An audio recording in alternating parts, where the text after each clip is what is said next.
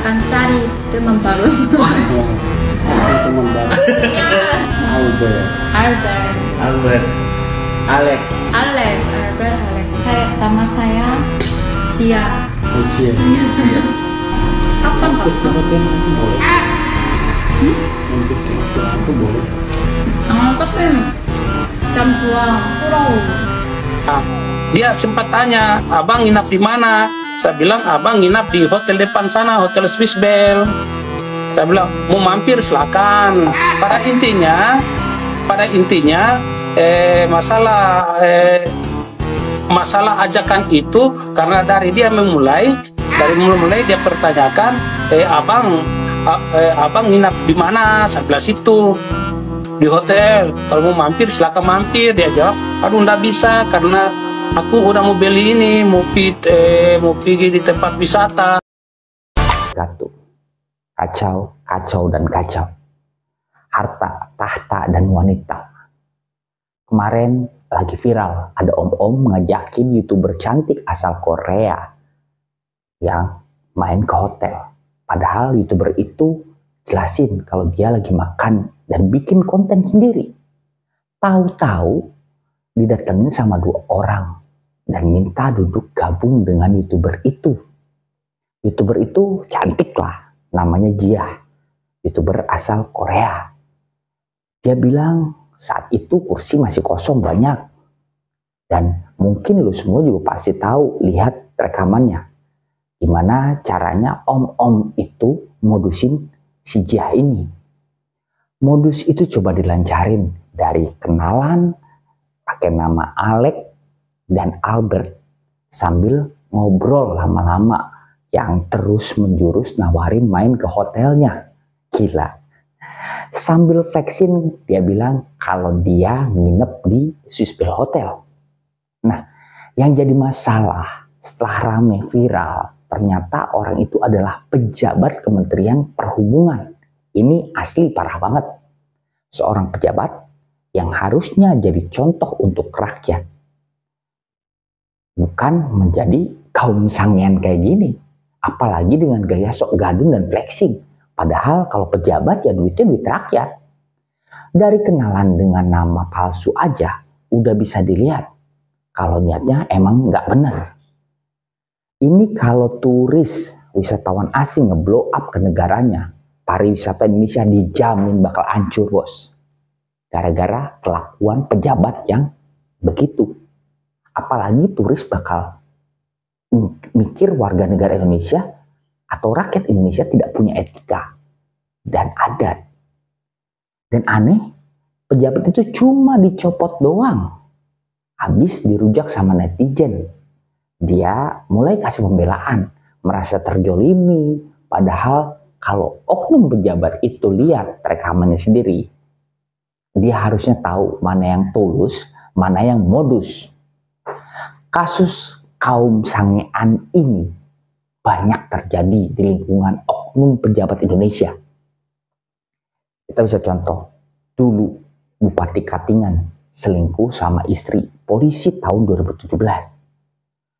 Publik digegerkan dengan ulah Bupati Katingan Kalimantan Tengah ini. Pasalnya apa?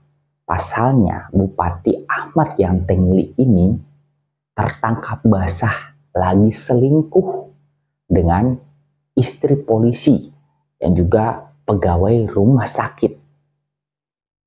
Hingga akhirnya Bupati Ahmad Yang Tengli ini dimakzulkan dari kursi Bupati Katingan ini karena kasus perselingkuhnya itu.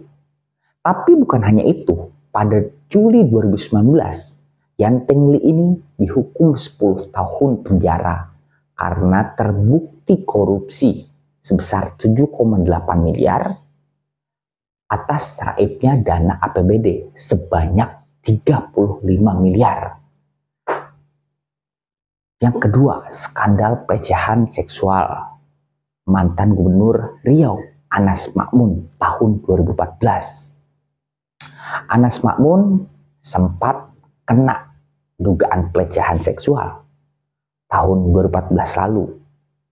Anas Makmun dilaporkan oleh mantan anggota DPD Sumardi Taher ke Mabes Polri karena diduga melakukan pelecehan seksual sama anaknya Sumardi itu. Terus KPK nangkep Gubernur Anas Makmur ini atas dugaan suap alih fungsi lahan. Yang ketiga ada Ketua Pengadilan Agama Padang Panjang kepergok mesum di hotel. Kali ini kasus perselingkuhannya terjadi di Provinsi Sumatera Barat. Seorang hakim pengadilan agama Kota Padang Panjang, hakim agama loh, Elvia Darwanti, digerebek di Hotel Dahlia, Kota Bukit Tinggi, Sumatera Barat pada 2016 lalu. Saat itu Elvia lagi ditemuin bersama seorang cowok yang diduga selingkuhannya. Ibu hakim yang terhormat yang menjabat Ketua Pengadilan Agama Padang Panjang itu digerebek langsung oleh wali kota setempat. Dan yang keempat ada Dandim Sidoarjo. Ya itu lumayan rame tuh. Dia katanya sih dengan artis Alzeti Birbina pada 2015. Publik sempat heboh waktu itu.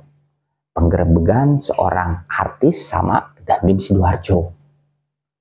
Dandim Sidoarjo, Letkol Kavaleri Rezeki Indra Wijaya, dan anggota DPR RI Arzetti Bilbina digerebek saat berada di sebuah hotel di Lawang, Malang. Menurut Dandim itu, pertemuan itu cuma sebatas membahas dana bantuan pembangunan masjid di panti asuhan yang dia asuh katanya. Tapi nggak lama berselang, Dandim Rizky itu dikabarkan mengajukan surat pengunduran diri dari Kesatuan TNI Angkatan Darat. Terus juga kemarin ada skandal Ketua KPU Hasyim Asyari yang katanya dengan wanita emas, Hasnaini.